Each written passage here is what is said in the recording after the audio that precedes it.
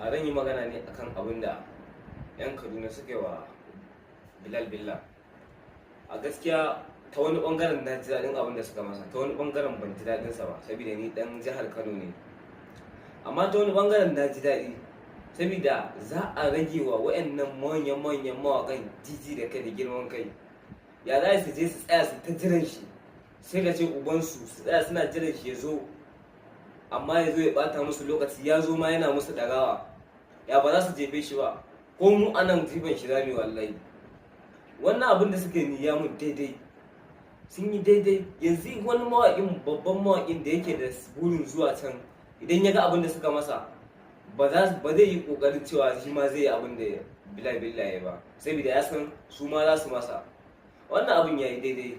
Haka ya kamata mu dinga wayannan manyan mawaƙin, saboda san cewa muna da abin yi fa, ba wai ba mu da abin yi bane ba.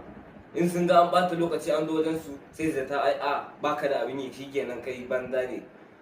To su zo ma, sai sun zo ma waje sun ga ba wanda ya zo, nan gaba abin da za mu koma yi musu kenan.